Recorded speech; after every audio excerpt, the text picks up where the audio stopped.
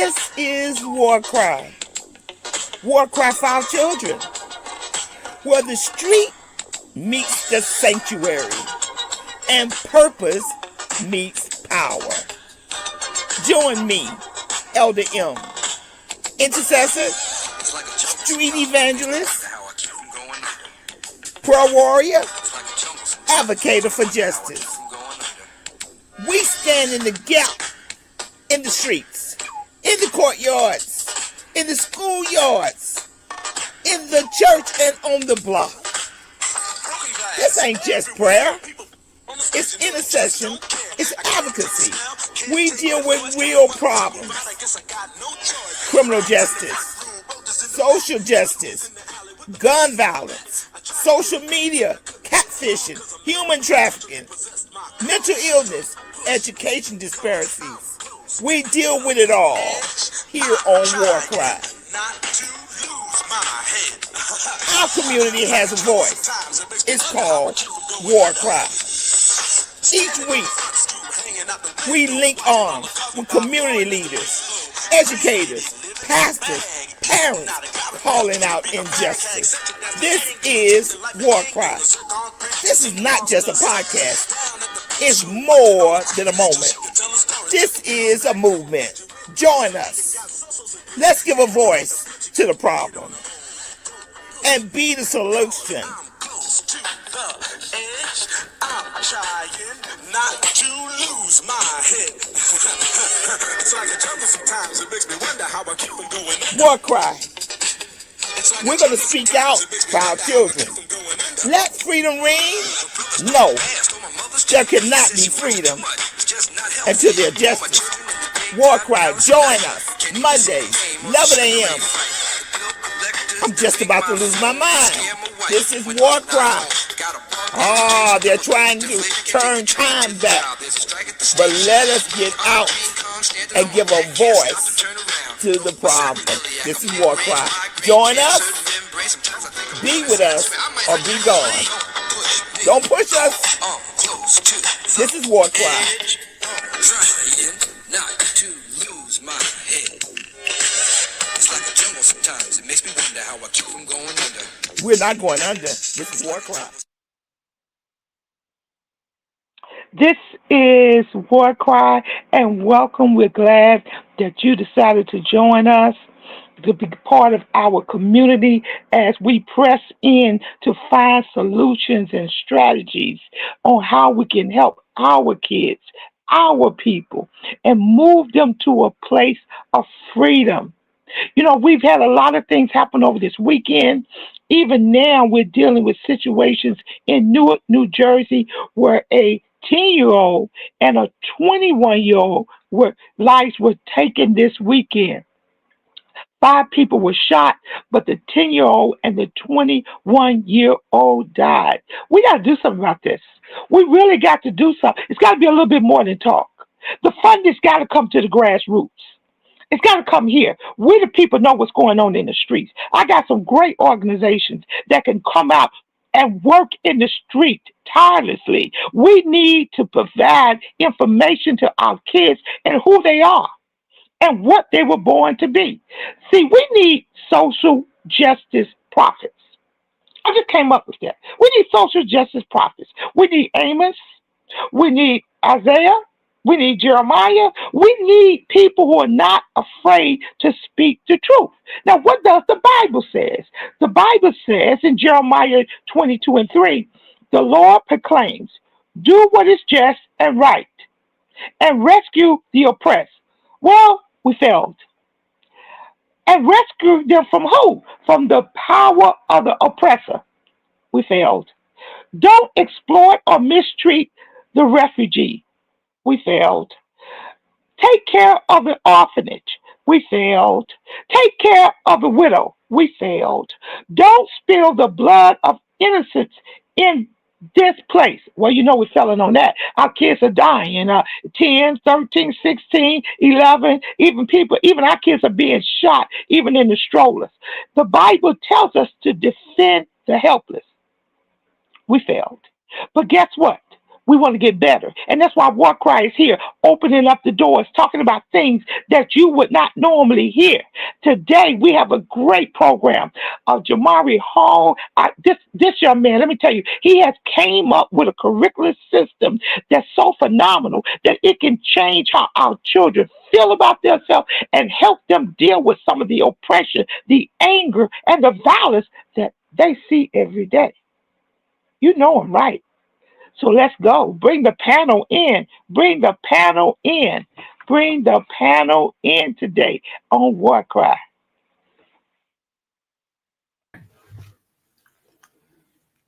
I have to tell you this. I was so delighted when I met you. I mean, I couldn't stop talking about you. I gotta say this because I just said you're the man. You're the man. You're the man that has the answers to what we've been struggling with our young people today. And before we even go into it, I just want to see your presentation on TED. Put it up for me, program director. Let's look at the presentation.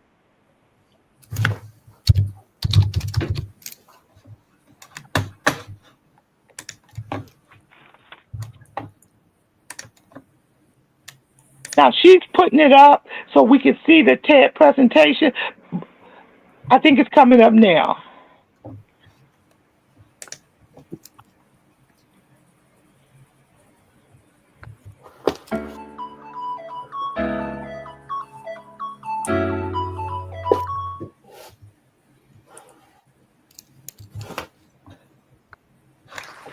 Namaste, and good day, everyone. My name is Jabari Hall. Can we talk about social and emotional learning? I'd like to share with you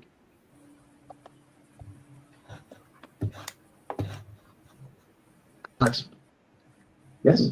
Yes. Great. May I request us all to please close our eyes. Place your right hand over your heart and focus your consciousness there.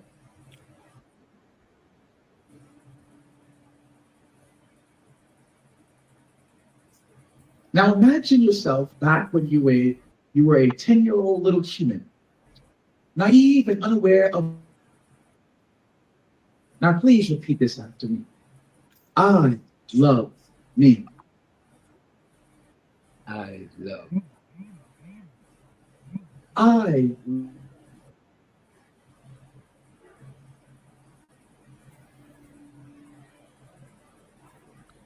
had almost the same meditative request for my middle school class that I taught a few years back. And on the first day of school, I asked my scholars to look at a picture of little humans for about 5 seconds. Then choose someone to be your friend or boyfriend or girlfriend or no one to you at all. The student quickly raised his hand with a puzzled look on his face. He said, Mr. Hall, I don't think I need this class. Which led me to think that either he was really nervous about picking imaginary friends on the first day of school, or that he was secretly a sensei. And clearly he thought this class was going to be a waste of his time. Hopefully we are not all senseis in SEL in this room, and we can engage in this moment together. Why? Why is it that we can look at someone do the impossible when we ourselves cannot even see possible?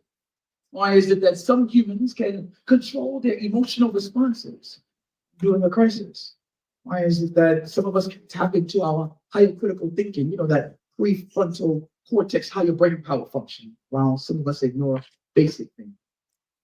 Why is it that two people can exist in relationship and one can say, I love myself, whilst the other cannot even utter the words, I love myself?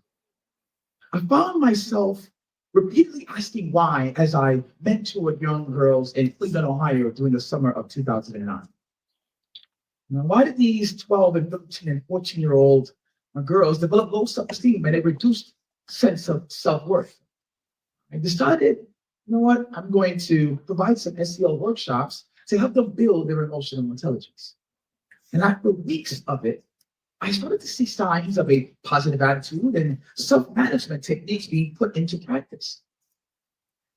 At the end of the summer, reflected on this. I reflected on what we just experienced. And I could not for the life of me understand the why, neither the how. How did they reach a point in their life where on one end, exponential growth was imminent, yet on the other end, their emotional quotient had dwindled away? Why is it that I can be other little humans that can see self-worth and exhibit empathy towards others and love rather than hate, while meeting these little humans that could not get past I'm ugly or I'm stupid or that's not possible? It was in that moment of asking why that I saw the true value in developing the emotional quotient over their intelligent quotient. I decided to discover why SEL and devoted the next 13 years to developing life's ultimate ingredient to the human quotient, social and emotional learning. It was in that moment I decided to be an agent of change. I went from a place of wonder and lack of knowledge to now a space of awareness and advocacy. And if you'd allow me, I'd like to share with you the what, when, where, who, and how, and why SEL is vital to each and every one of us in this room, and vital to incorporating it into every tier of our society. Let's start with the what. What is SEL? SEL stands for Social and Emotional Learning. And I defined SEL as the measured process through which an individual or human being develops and effectively applies the chosen attitude, behavior, knowledge, and skills necessary to 1, think positive, 2, understand and regulate emotions, 3, declare and achieve goals, 4, empathize and respect others, 5, seek and engage in positive relationships, and 6, consistently make constructive and responsible decisions. Looking at our diagram here, we see that SEL is comprised of 5 parts. Those 5 parts include self-awareness, self-management, social awareness, relationship skills, and responsible decision making. It also includes a scholar, mentors, and guardians alike. Now, most of you have to be thinking this. Wow, Jabari Hall, I mean, this guy must have started SEL. He's brilliant. And most of you would be correct in knowing that I did not start SEL. SEL's history dates back to the 1960s in the US. James Comer and the child study team of Yale School of Medicine in New Haven, Connecticut, they conducted the conceptual SEL. And once success was seen, the use of SEL began to expand. 2 decades later, pioneers like T. Shriver and Dr. Weisberg further developed the concept. And less than a decade later, the 1994 group CASEL was formed. And couple CASEL with Daniel Goleman's 1995 book, Emotional Intelligence, Where It Can Be Better Than IQ, and SEL was propelled into mainstream education. Today, parts of SEL is used in over 120 countries. Countries like New Zealand and Australia and across Europe and Asia have tapped into the purpose of SEL. Here on the continent of Africa, countries like this great one, Ghana, Gambia, and Guinea, and Kenya, Nigeria, and Sierra Leone, and South Africa, South Sudan, Tanzania, Uganda, and Zambia have tapped into the well that is social and emotional learning.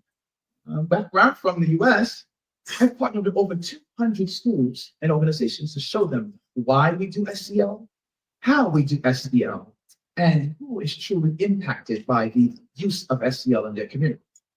Okay, let's stop the video and just let's have a conversation. Let's have a conversation. Let's stop the video. I want to have a conversation. Mr. Hall, tell us a little something about yourself. We've seen the video, but why did you really start to do SEL? Was it because you had a burden for young people? And the young people were failing. How did you come up with this? Tell us a little something about yourself and how did you come up with this concept? Yes. First, thank you so much for the opportunity to be a part of the work that you're doing and the influence that you have. Thank you so much for the panelists and everyone here for allowing me to share this space with you. Good morning, good afternoon, whoever's listening and when they're listening. My name is Jabari Hall, and I am a owner of the company J.Has.Heart, where we focus on social and emotional learning for young people, for adults, and for guardians. So all humans of all ages. And I have I've received the blessing from God to really empower people for the last 15 plus years through social and emotional learning, and where we've been able to develop 3 curricula for those individuals or those groups. That would be a K-12 curriculum for students, a adult curriculum for educators, and an adult curriculum for caregivers or parents. And what I do is lead that organization in a way that I am led by the Holy Spirit in order to empower people. So we are going to any space that a door is opened, or they may resist, yet the door still gets opened, and empower human beings in those spaces. And outside of leading that organization, I serve as a public speaker where I am traveling to schools and organizations and empowering people through helping them to love who they are, helping them to think through their decision making and make better ones, and helping them to move towards stronger relationships. So how did J.Has.Heart come about? How did my work in SEL come about? To answer that part B of your question there, it would be, I started out my desire for, I guess, a career when being introduced to computers when I first moved to this country. And it propelled me into receiving a full scholarship to college for computer science, and studying computers coming out of college, and starting my own software and web development company, and empowering I guess companies and users through visually seeing how a website can look and how applications could look. And I was so impassioned about it. But after a few years of being out in the field, that passion dwindled. And I was wondering, why is this dwindling? And in that wonder, I started to ask the Lord, like, I don't feel purpose filled. I don't feel purpose led. I don't feel your presence in my life. What is my purpose? Why am I here? I've ascended and done great things in computer science, but why am I here? And I went on a 10-month everyday prayer, unceasingly just praying about, what is my purpose here? Why? Give me answers, searching. I'm asking the Holy Spirit. And one morning I was finishing a meeting as a project manager, leading a team of folks, sitting at home, relaxing. And as I clicked off the button, the video, I was like, can I do this anymore? Lord, what is my purpose?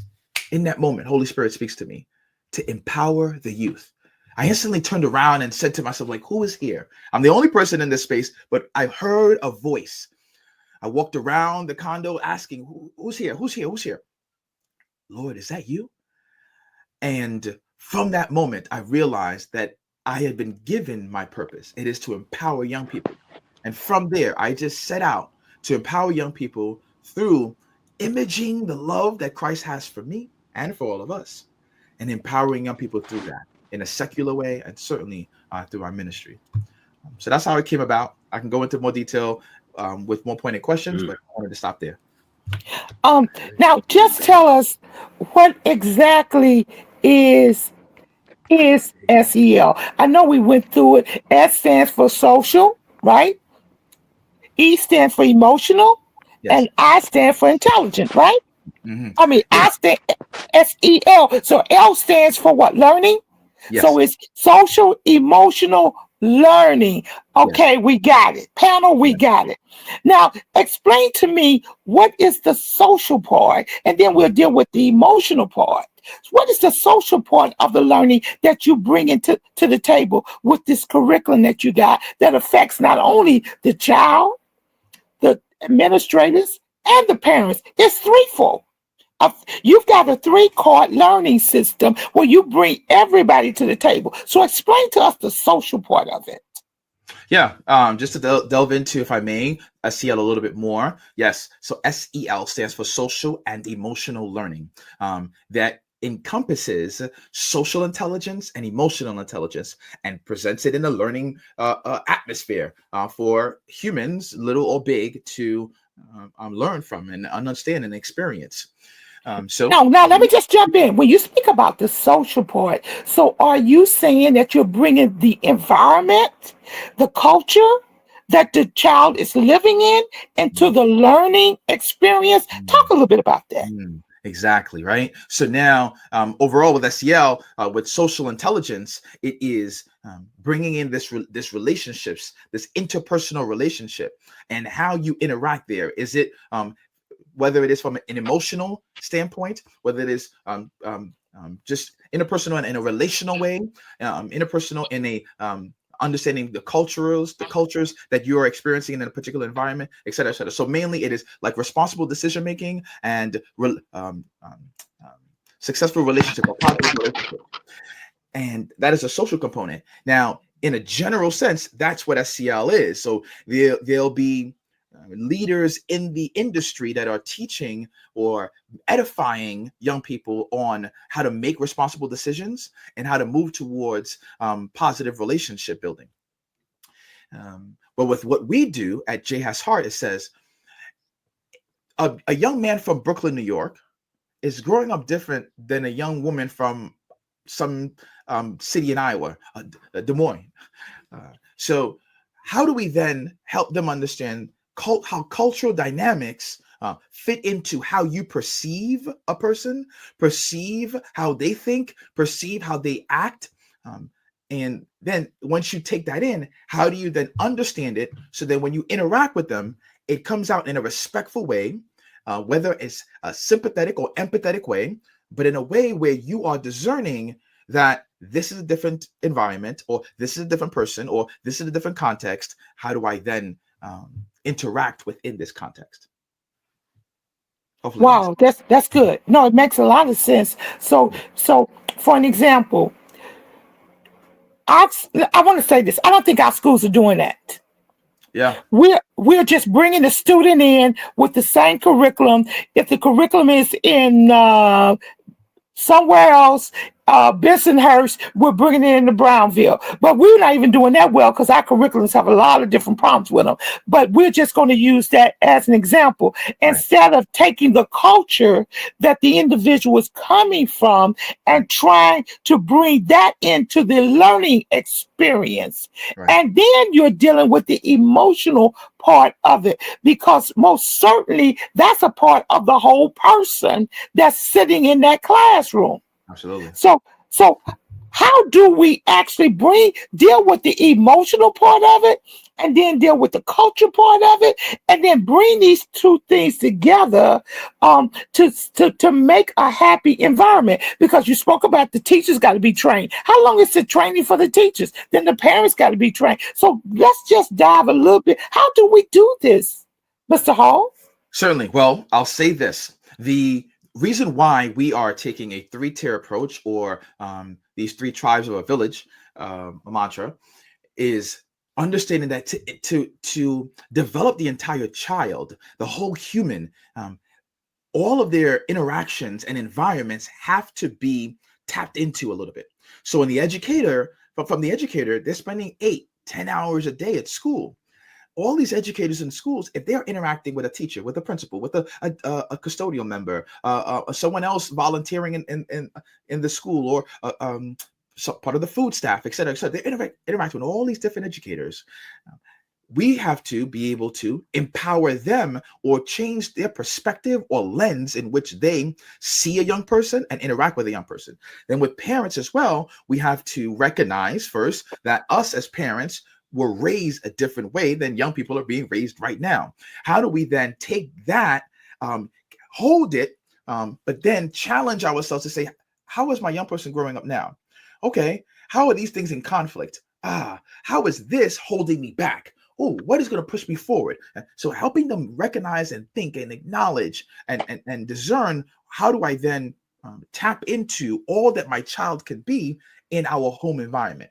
Then with the child, of course, we are helping them to understand themselves in different contexts, themselves sitting in Brownsville, themselves going to a school in East New York, themselves going to the supermarket at Bed-Stuy, like see themselves in different areas. And so we had to be able to speak to all those different spaces and areas of a young person. So that's one part. That's why we are focused in on all these different areas. Now, how do we merge the two, a social intelligence and emotional intelligence? Well, for our curriculum for K to 12, specifically, let's talk about middle schoolers. Middle schoolers are growing exponentially in their understanding of the world, understanding of themselves, physiologically, all these different ways. And then receiving all this different type of information of how to grow up. What's a young man like? What's a young woman like? How do we do things in the Black community? How do we do things in the Hispanic community, et cetera, et cetera. And they're trying to understand all of these things. What we do is in the classroom, we say a simple decision like making a friend on the first day of school. How do you go through that? Well, a young person may think, person A may say to themselves, well, they are nice to me, so I'm nice to them, and we become friends. Person B might say, well, my parents say don't hang out with that type of person because of XYZ. They're not communicating that, but because of their brought up or because of their culture, or because of the way they just interact at home, they are then showing that in a way that they might not articulate it, but they're showing it. So we help them recognize in this space, you might be person A, you might be thinking it's innocent. Person B might have all these complexities. How do we recognize these differences in our school, in our classroom, and then say to ourselves, how do I account for these things? Okay, I'm nice to you, but you may not be nice to me just because I'm nice to you.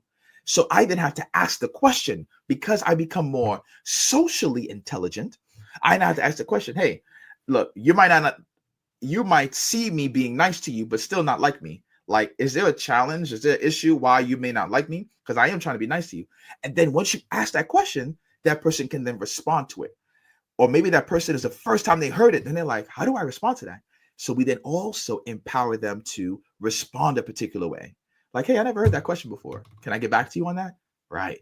That's a proper way. Now you're interacting in a way where you're respecting that person's differences. You're trying to understand them, et cetera, et cetera. So we are bringing this in the classroom where people are understanding cultural differences, or even just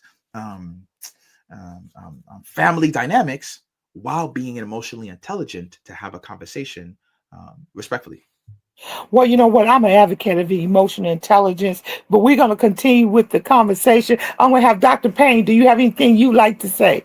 Anything? Because this is a new concept. We not only, I believe in the concept, social, emotional learning, where we take care of the wholeness of the individual child. And we're going to go on because there's proven statistics that are showing that with this new curriculum, there's things that are being reduced.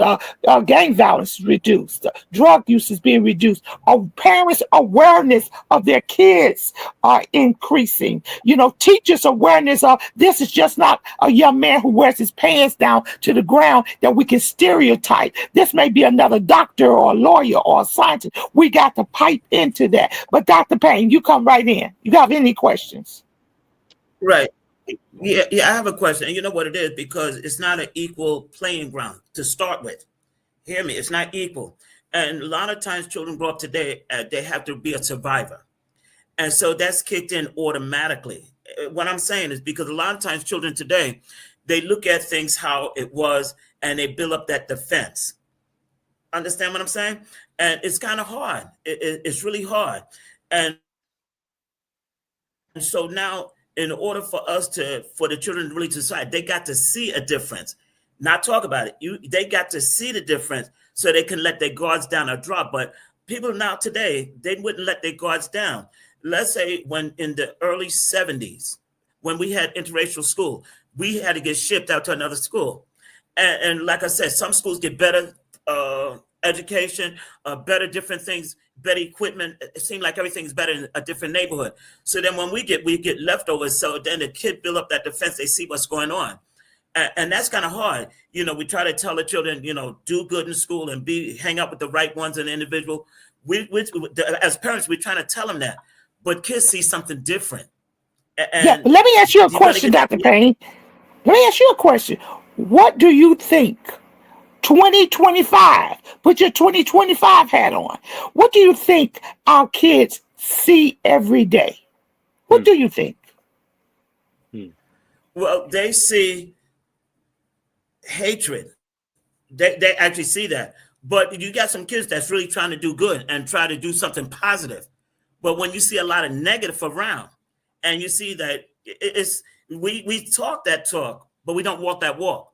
And okay, but let's get real. Let's get real. They see hatred. They see gang violence. They see dysfunctionality. They feel trauma. They feel angry. They see memorials. They see and hear police sirens in their neighborhoods and communities. They see a distance between them and another sector of town that they are discriminated against. So we want to deal with what they see now. The new 2024-25 generation see so much differently than what we see. We're going to come back. Dr. Gaudet, come on in. Hello. This is extremely exciting to me. Let me just start out with, I'm a social activist. I'm also a professor. I supervise graduate students. I'm a veteran. I've done a lot, but just to get to the focus, I do want to mention Juwanza Kunjufu and the fourth grade syndrome, which really means that the children, especially the little black boys, are targeted and then put into special education. I don't have to explain that any further. However, there is a cultural difference that you were talking, Dr. Payne talked about too. What we're talking about is when you work with children, the first thing you need to do is to vet them. What do I mean by that in particular? Are they on medication? Is there something else going on? All these children should be interviewed just as a standard operational procedure, as we say in the military. Now, with the medical piece that's going on, these kids who you're talking about, the middle school kids, if you will, but any age, you need to be able to have people there who can teach them and teach the parents. I'm trying to get a program together for fathers take the child to school, first day of school, or maybe every day, and then meet in groups, as small groups, to find out who you are. You talked about emotional intelligence. I'm definitely an advocate of that. There's emotional intelligence. There's intelligent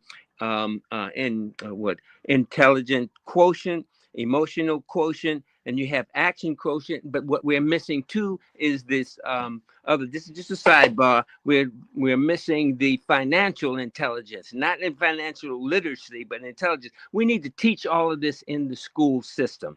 We need to be able to do things as you were talking about, the first day of class. There needs to be a reasonable icebreaker.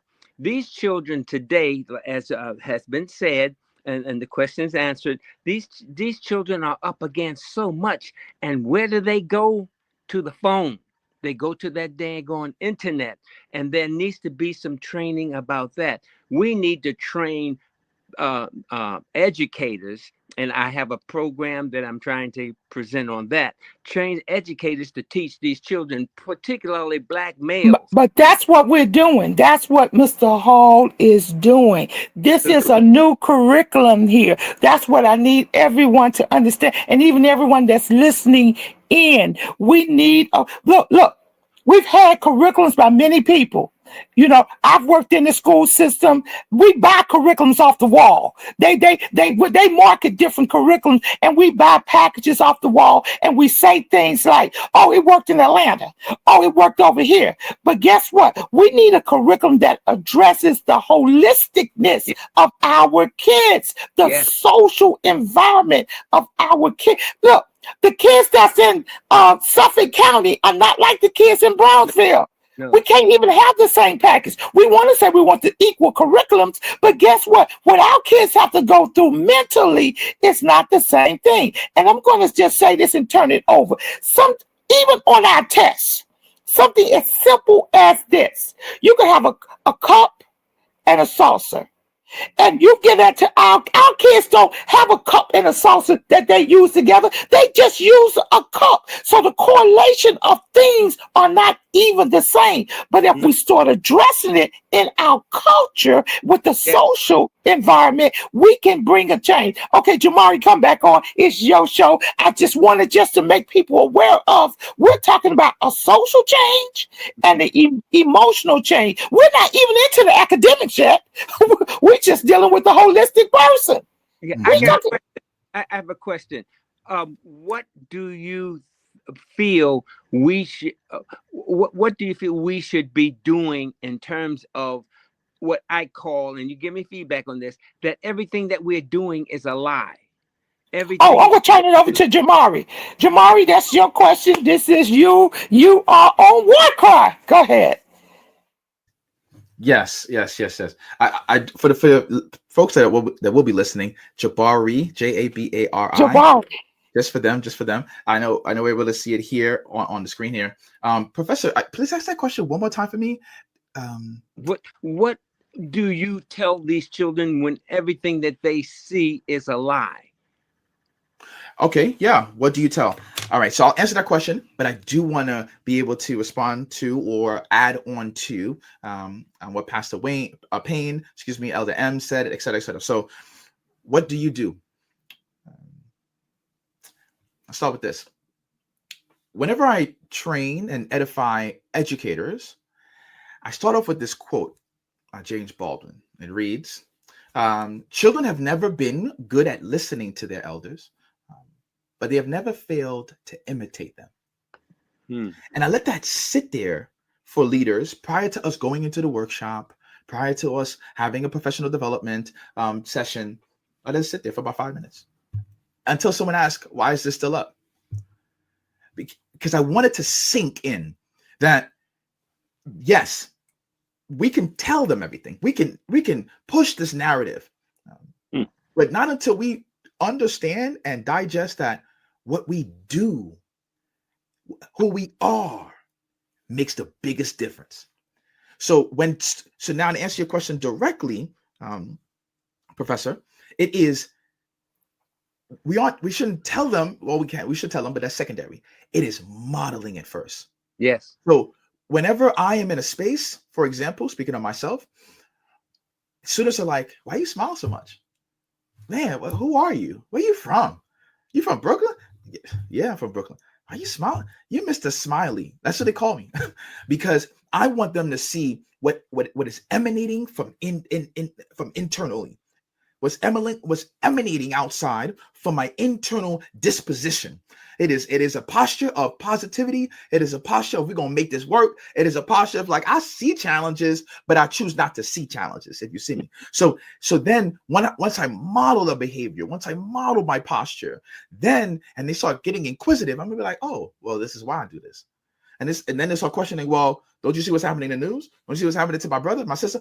I see it, but I choose to put these glasses on, or I choose to put different glasses on, because I want to be able to contort or focus my lens in a way that isn't just tuned into the lies, but be aware of the lies, but manifest my truth.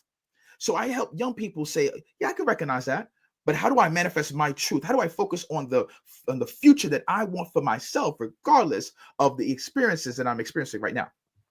So what do I tell them? It is modeling it, and then letting them know, here's how I'm gonna shift your lens, because here's how I shifted my lens. right? So hopefully that answers that question directly there. I do want to get to what you also said. Awesome. Social advocate, love it. With empowering young people, the program that that's for adults, with empowering young people, yes, I'm with you on the vetting. Yes, I'm with you on your way of looking at it and helping students. I would add on to that when you do see young people, don't see problems. Don't see what we see in the environment. See them as an individual human that is growing. Another way of looking at it is see them as a plant and you're a tree. You are a tree that has blossomed, that has fruit, that has fruit. Woo. Anyway, that is blossomed, that is showing fruit. And they are a seedling, they are a short plant. And how do they grow? They need to be watered. So when I look at them, I'm like, how do I water you today? Or maybe you walked in and you have a demeanor that says, I'm sad every moment. Okay, how do I empower you? Man, let me help show you the small things and the small wins you just accomplished in getting to school today. Or maybe there's a challenge that they are taking medication. I'm just like, you ever ask yourself, why are you taking that? What have you done to actually manage your emotions instead of using that? To help them to spark something. So I'm seeing them as a small plant, and how am I watering them today? So that's how we help educators look at young people. And I just assess them in a way that, and again, Professor, I agree. I'm with you. I'm adding on top of what you said, which is, or adding beside to what you said, which is vetting them in a particular way, sure, but not just assessing their the medical medication that they use, but also seeing them in a way where it's like, how do I water you today? Mm-hmm. Now going to your the DAD program, your father program, such as the DAD program, and what we do with families, with caregivers and parents, what we do is we educate the whole self. And our curriculum says, how do I financially empower you?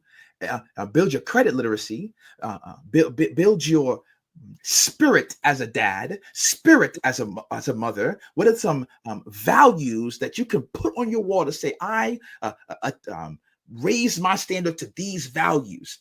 And we help them with their physical health, their mental health, their social health. We help them so that now when you go through these 12 chapters, you now come out and say, you know what? I ain't perfect yet, and we already know how it is in the church, but I'm on my way. I'm getting there, right? So then once they have that spirit about them, they are going into a school saying, what my child did today. They're going to a school saying, all right, my child is growing. They went to some challenges. Let me hear you out. I ain't mad at you, teacher. I ain't mad at you, principal. Let me hear you out. Okay.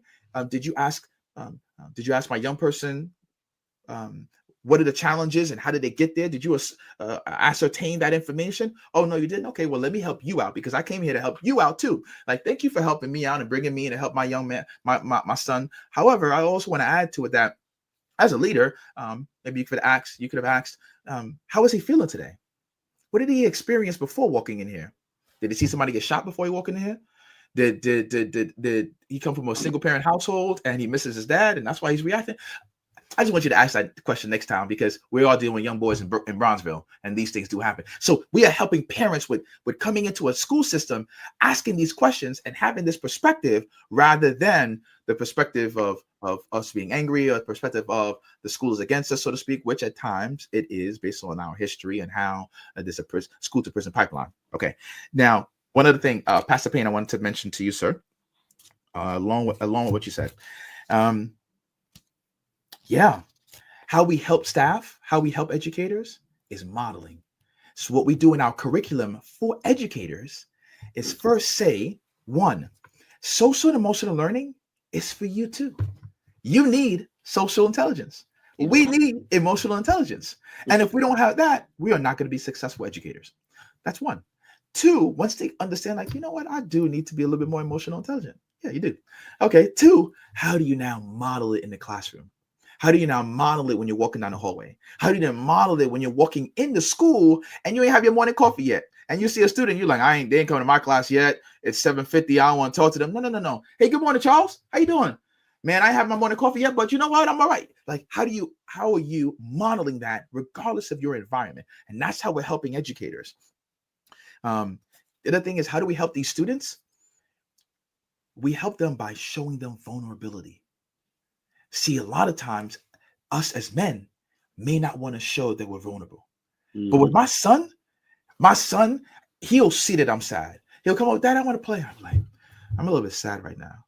You sad? Why are you sad? Yeah, I just had a rough time at work today. You know, a little bit sad. Can you give me a few minutes? I want him to see that, so that when he sees that, he knows that men isn't always about, all right, let's go. No, we're motivated, yes, but man, I go through stuff, and you're gonna go through stuff, and let's talk about it when you go through stuff. I'm modeling it. I want you to see that vulnerability, son. And we need to show our young men in Brownsville, in Eastern New York, where I grew up. Like, what's going on? Are you going through stuff? Yeah, I'm going through stuff too, man. Yeah, I go through this, and but not in a way where I'm perfect. Nah, man, I'm flawed. I make mistakes, you know, and show them vulnerability as men. One last thing I'll mention is, you mentioned about action quotient and things like that. See, under our curriculum, what we help people and humans recognize is SEL develops. SEL is the most important ingredient to develop the human quotient, and that's what that TED Talk was about, as well as me dedicating it to that young lady that gave me that pendant. But it is developing the human quotient. That is our social quotient, our emotional quotient, not just action, but also adaptability quotient, our IQ, all these different quotients. SEL develops that because we put it in a way where we say emotional intelligence is one of the most important things, if not the most important things we need to interact with ourselves intrapersonally and with others interpersonally.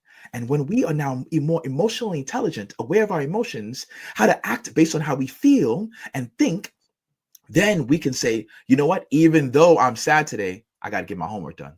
Even though I mean, I want to talk to this person, man, they're my teacher and I got to respect them. Even though I'm going through struggles, man, I got to show resilience about myself and rise up. So the SEL and what we do is help people recognize the importance of how it impacts your human quotient, your ability to be the best human you can be. So it's one of the Oh, right. No. We want you to continue, but I just want you to just bring up the 4 or the 5 pillars of emotional intelligence, so that the audience and everyone can know the pillars of emotional intelligence. Yeah, SEL is built on 5 components.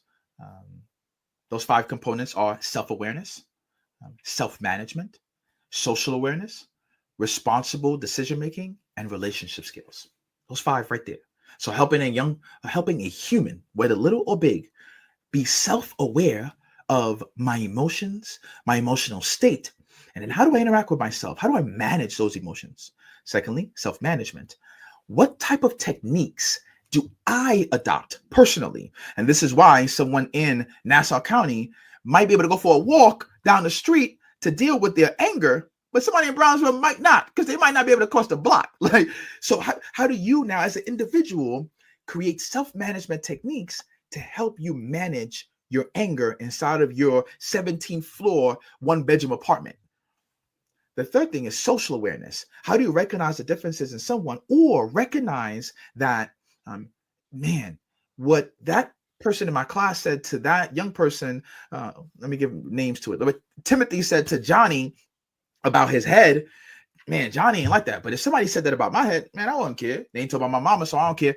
But me recognizing that they said that about Johnny, and Johnny takes those words differently, I have to be socially aware of my words towards Johnny, because Johnny might take those words differently. Johnny might pop off on me a little bit differently if I'm just like, nah, you whack. Who whack? I ain't mad. Like, how do I become socially aware of these individuals? Responsible decision making. How do I make responsible decisions when waking up in the morning? I gotta get to school on time. When interacting with a teacher that might be disrespectful to me, I ain't gotta meet that with violence. I ain't gotta meet that with how my mom taught me to be or my dad taught me to be. All right. I can respond and say, you know what, I don't like how you respond to me, teacher. So right now, I don't want to answer your question. Or I want to be silent right now. Choose to be silent. And then after class, go to the teacher. Hey, you mentioned something to me that really rubbed me the wrong way. It was different than the other young person, et cetera, et cetera. How do we make responsible decisions? And the last part again, relationship skills. We help young people. Let me go overall in a specific way for relationships. We help young people build positive relationships and move away from toxic relationships. That's SEL. And in a specific way, we help a young person recognize, yo, I'm getting out to New York way, but yeah, you sitting in a Black family household at the dinner table is different than somebody else sitting in a Hispanic household. It's different than somebody else sitting in a white household, Caucasian household, excuse me. So how do you recognize like the relationship I have and my family dynamics is going to be different than a Hispanic household. It's going to be different than a Caucasian household. So now how I interact with all these different cultures, an Asian household, et cetera, how I interact with all these different cultures and build these relationships. I can't just go to Jabari and be like, yo, my man, what's good? And talk a New York way or talk a Brownsville way or East New York way and expect that to work with somebody that just came in from Nassau County. Now, question.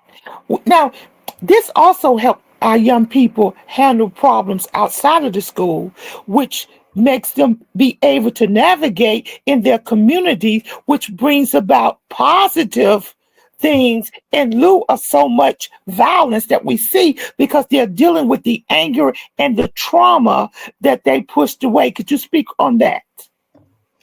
This is why J.Has.Heart was created, as well as the purpose. In our curriculum, what we say is all these SEL programs have all these great things. Yeah, it's going to increase academic performance. Yeah, it's going to help them with emotional intelligence because we're teaching emotional intelligence. Yeah, it's going to help them with social intelligence. Yep. Okay, good. The difference is for us, it's 3 parts. 1, we are creating transferable real life skills. 2, we are also being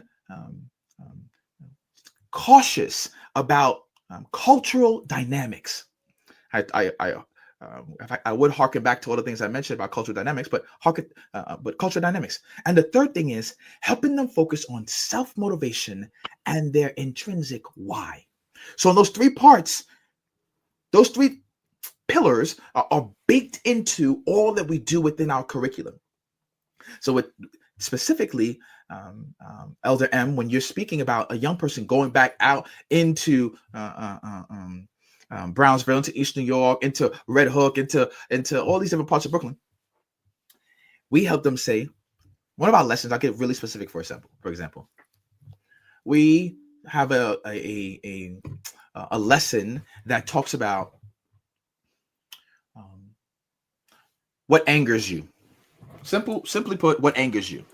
And when we then, excuse me, I must apologize really quickly. I'm on a laptop and my charger went out and I had to stop really quickly to plug it in. Sorry. You're quite open. That's okay. That's okay. All right, great. Yeah. Let me finish real quick, if I may, please. What makes you angry today? It's a journal entry. And so they're writing down, this is what made me angry today. Okay, now you are then speaking about that to a partner. Now that partner recognizes, oh, that was what made you angry? This is what made me angry. Oh, I didn't even know that's what happened to you. Oh, okay. And now then the third level is we are reciting it in front of the class. Somebody volunteer. This is what made me angry today. And what we're doing is helping a classroom recognize that maybe Jabari, what made me angry today is that I couldn't catch the bus and I had to walk through an area where there were bloods and I was wearing blue. I wasn't only scared, I was angry because I'm like, man, I got to do this. And I missed the bus and I woke up late. And I'm angry because of that. So now when that person communicates that, a room of 20 something young people are going to then recognize like, oh, Jabari went through that. That's okay. I can see why he's angry. I can see why he could be bothered today. Then fourth level is, okay, so what do we do the next time you have to walk down that block? What alternatives can you put into your schedule? What things can you change? What attitudes can you bring into that situation that's going to make it different than today? So now when they're walking outside, they might say to themselves, all right, I'm gonna walk maybe instead of it being 2 blocks, if I got to walk around and it's 5 blocks, all right, that's what's going to help me, then do that. If it is I got to wake up early, okay, do that. We're identifying things within the lesson that can help them in their environment when they walk out of school, right? And that's what we're doing. Excellent. Now, what has been some of your most challenging moments with the program? Now, the different places that you instituted the programs, could you just tell us where they are? I think you're working with a school district in Chicago. Could you just tell us a little about that? And what are some of your challenges? Yeah. Since inception, to maybe a little bit before COVID, we were in 20 different schools, 10 different districts, and about two and a half countries. I won't say half because we're all on the verge of making this happen. And now since COVID, some schools that we've worked with has reduced, mainly because of budgeting, and especially this year. So now we're in about 8 different schools across 6 different districts in 4 countries. And our work is so personable that we're able to go to the country where I'm from, Trinidad, and teach young people there, or edify them there, or educate them there on SEL. Go to Antigua, another country in the Caribbean. Go to Ghana, right? Another country on the continent of Africa. And go to cities all over America here and be able to place this SEL curriculum in these schools. Mm-hmm. I want to go to really quickly the challenges. I would say that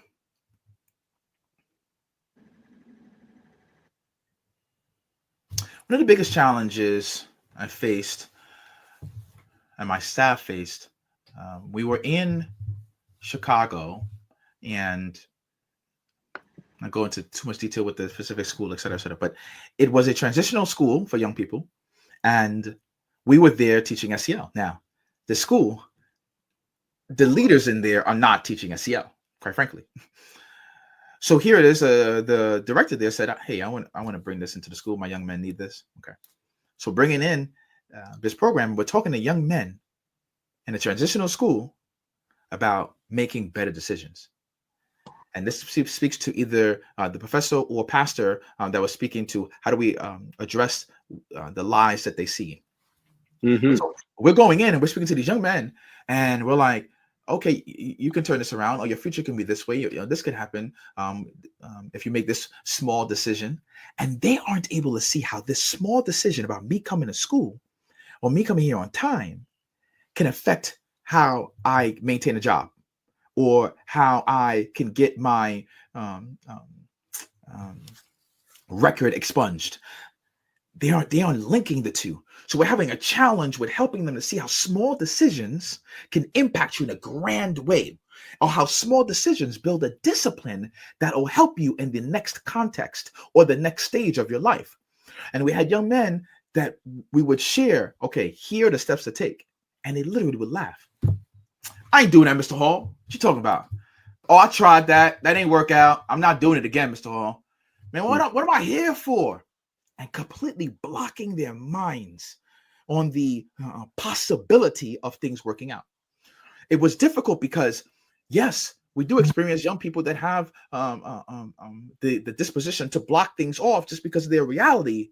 But this was another level, because we had young men who had ankle bracelets on them.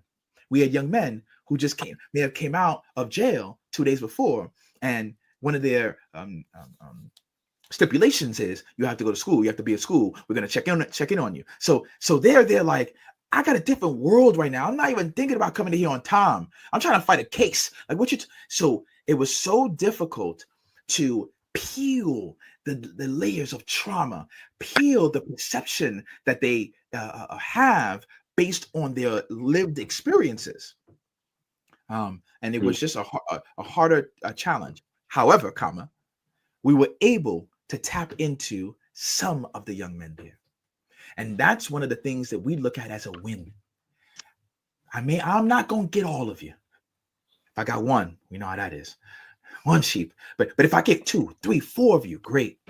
Now we have a pool of influence in this ecosystem, so much so that when somebody's now having a detrimental value that they're bringing in, or detrimental perspective, we have 2 or 3 people that are like-minded and understand SEL to say, nah, bro, like, it ain't even got to be like that. Like, yeah, well, that's how you got into trouble. But if you change this, this is how you could not get into trouble. Like, we can leave a influence in that ecosystem. And that's where our win was, despite the difficult challenge.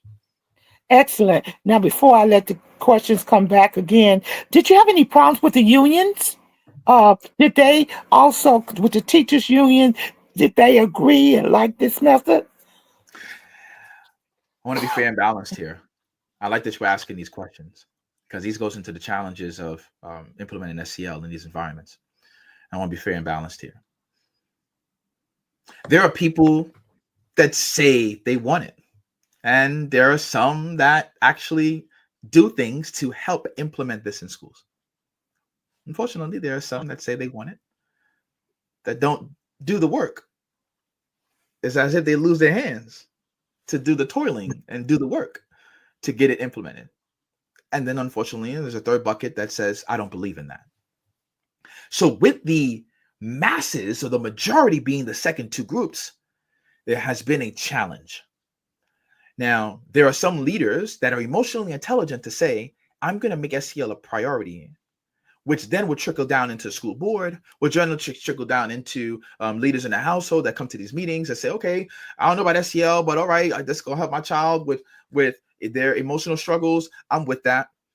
So we have some emotional sensitive or emotional leaders, emotionally intelligent leaders, excuse me, that make things work. However, there, from my experience, my lived experience, there's a larger majority, there's a majority of educators and leaders that haven't bought into it in a way that they should, which has then caused a deterioration in the effectiveness and the implementation of SEL in these spaces. You might get, for example, a vanilla type implementation that isn't effective. So there has been a tremendous uphill battle in bringing SEL into these schools, an effective SEL program into these schools that matches the demographics that attend the school. And lastly, I'll say that for a Black man, and I'm going to say it on this public platform, for a Black man to be now bringing this into schools, I have experienced a lot of challenges with leaders saying, oh, what's your experience? Oh, how'd you learn that? Oh, and questioning the validity and the stature and the capability of this Black man to then bring forth SEL in their environments. And I've also experienced challenges where leaders of the same ilk and background then challenging that, rather than seeing that here it is a Black man coming from East New York, Brooklyn, that has dealt with his own trauma, not just Americanized trauma, but Caribbean, and transporting over here, Caribbean American trauma, is now saying, I have been able to understand that trauma, compartmentalize it in a way that I can learn about it, recognize it, and do things better because of it. Is coming into your environment to then teach other young people that are experiencing trauma from the same areas that I grew up in, and you're denying that. Okay. Well, we definitely need it here. And my question, I promise, I'm going to turn it over to the panel. Is it in New York City? Have we accepted any portions of SEL in New York City? And have you tried to bring it into New York City? Yes. One is, and when you go to multiple charter schools and their networks, you'll see that they do have SEL. In the public schools, there hasn't been an initiative that I've seen, and please forgive me, anyone that sees it, that says, "Oh, I've put this as an initiative and it's a part of my administration." I apologize. I haven't seen that as a push, certainly these last few years here, to help young people. So now, when we are, as J.Has.Heart, marketing it to a charter school network, they are then saying, "We got SEL." Not how effective the SEL is, not how it's helping my young Black and brown young men and women that are in the school. I'm not saying, no, we just checked off the box and we have SEL. And then when I go to public schools, well, we're facing all these other challenges and we can't really bring this in right now. Now, is that saying for everybody? No. There are some schools we're working with that sees the value in it and sees our targeted initiatives around this and sees that value.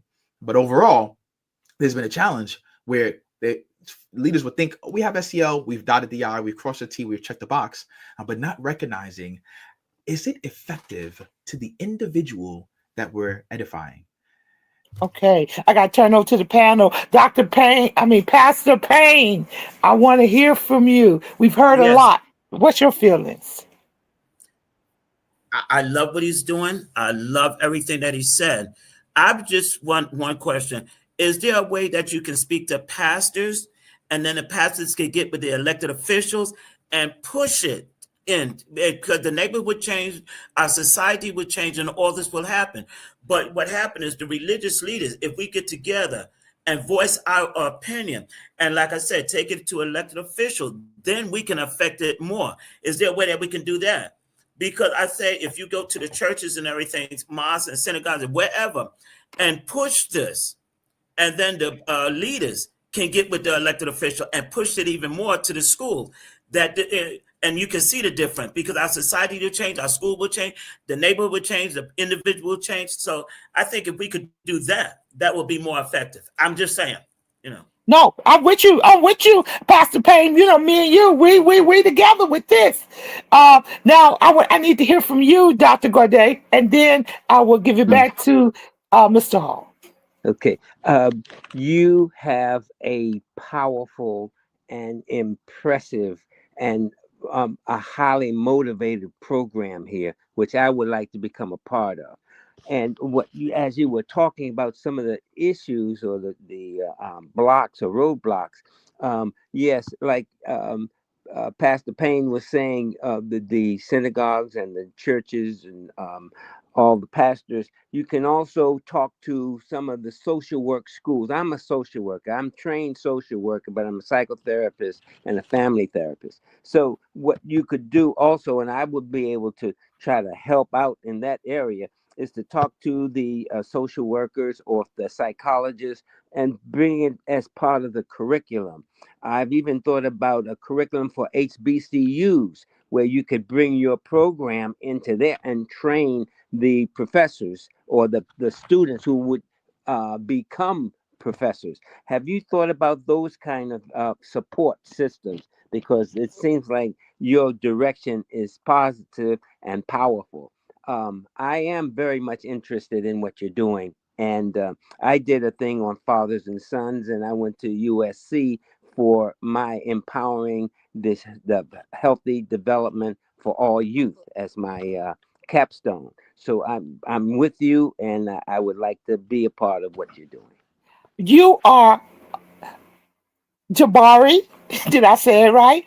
You are a part of us now, and we're going to do everything we can to move your program. Now I'm going to bring you in, and I want you to give your closing remarks as well as address the questions. But I believe that if we set up pilots programs in schools in East New York, in the Bronx, and in other places in the urban areas, we can not Harlem. only see a change in the academic and the graduation rates and see a change with the dropout rates, we can also lessen the violence in the communities. We can bring more parent Yes. involvement. And along with that, we need to bring some church involvement. Come on here, somebody, and be one community. So close us out as you address these questions. Yeah, absolutely. I'm a note taker, so I was looking down and writing notes, and so I'm happy about what Pastor Payne mentioned, and also the Professor Glaude. Good. Gorday, got to get his Glaude, name with right. the accent. Glaude. Thank you. I Yes. apologize. I wanted to get that right. So to address the questions, is there a way for us to speak to pastors, and can we go through it that way? I will say two things. One is there are times where there's an elephant in the room that isn't spoken about in a non-secular versus a secular sense, and there are challenges that do come up where there's a misunderstanding and misconception around what social and emotional learning is in non-secular spaces. So sometimes I have seen in my lived experience, I'm not saying it for everyone else, in my lived experience, I have seen challenges for pastors or leaders in a non-secular space to be on board with the teachings around SEL. And again, that's partly because of a misconception around SEL. So for us to, that's the first thing. Now, the second thing is, great, we should do it, because what we've seen certainly during the civil rights movements and 75 years since then, we have pastors and our religious institutions that have tremendous influence on not only voting power, political power, etc., but tremendous influence in what they say to both the masses, the people, and to the elected officials. So getting them on board to really speak about the emotional impact of our young people in our environments will be something that will be so impactful, so powerful. And how do we do that? One by one. I'm fine one by one. I'm fine in spaces like this. I'm fine in inviting them onto these platforms and speaking to them in a public way, or even in a private way, and speaking about maybe what hesitations they may have around this. So I'm all for that, and I welcome that, and I want that. Let's make it happen. Professor Glaude, I would say fantastic. Yes, speaking with social workers is something that we try to focus in on when contacting schools and districts. It's counselors and social workers, because they are the ones working with the emotional intelligence of young people. Yes, other educators are. Please forgive me for the other educators are listening, and they say a teacher is not working on the emotional intelligence of a young person. You are, but certainly and to a higher degree as counselors and social workers. It would be fantastic. Speaking of the HBCU program, yes, like this is why, yes, I'm running an organization, but I say to myself, I need to become an adjunct professor. So this is my goal now by end of Q1 2026, become an adjunct professor in a Department of Human Development, in a space where now I am now not just trying to, in a business sense, impact and bring this in schools from a business perspective.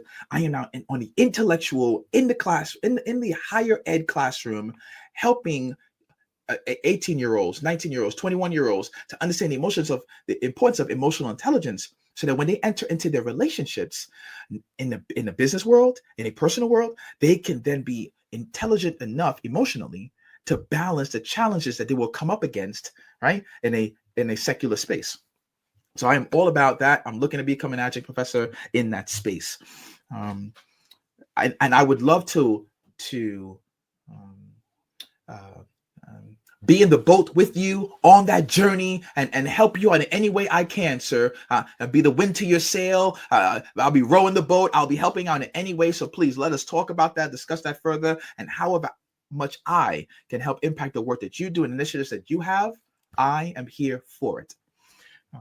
Going into the closing part, I want to say thank you. Thank you for the opportunity to speak with all of you today. Thank you for the opportunity to share the work that I'm doing, the work that folks that work with me, that we are passionate about. Thank you. Thank you to everyone who is listening and who will listen to this. I truly hope you received something today, because I myself have received something. I received some rejuvenation for today. Yeah. And if I feel rejuvenated today, watch out the rest of the day. So I thank you. I received some things today, and hopefully the ones that are listening have received something as well. And we thank you for being a man of God and staying within integrity. We bless you for doing the work that's at the heart of God, and that's helping our inheritance. So this is WarCry. We're so glad you joined us. We say, welcome, community, spread it, because we want to move in SEL into New York, the real one. The real SEL into New York. I love you guys. Join us again next week. I'm telling you, next week is going to be another exciting ground root discussion. Thank you. This is WarCry. Thank you, thank you, thank you.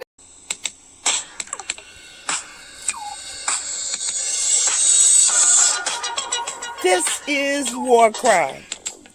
WarCry For Our Children, where the street meets the sanctuary and purpose meets power. Join me, Elder M, intercessor, street evangelist, prayer warrior, advocator for justice. We stand in the gap in the streets, in the courtyards, in the schoolyards, in the church, and on the block. This ain't just prayer. It's intercession. It's advocacy. We deal with real problems. Criminal justice, social justice, gun violence, social media, catfishing, human trafficking, mental illness, education disparities. We deal with it all here on WarCry. Our community has a voice. It's called WarCry. Each week, we link arms with community leaders, educators, pastors, parents, calling out injustice. This is WarCry. This is not just a podcast. It's more than a moment. This is a movement. Join us. Let's give a voice to the problem and be the solution. I'm trying not to lose my head. It's like a jungle sometimes. It makes me wonder how I keep on going. WarCry. We're going to speak out for our children. Let freedom ring? No. There cannot be freedom until there's justice. WarCry, join us Mondays, 11 a.m. I'm just about to lose my mind. This is WarCry. Oh, they're trying to turn time back. But let us get out and give a voice to the problem. This is WarCry. Join us, be with us, or be gone. Don't push us. This is WarCry. Trying not to lose my head. It's like a jungle sometimes. It makes me wonder how I keep from going under. We're not going under. This is WarCry.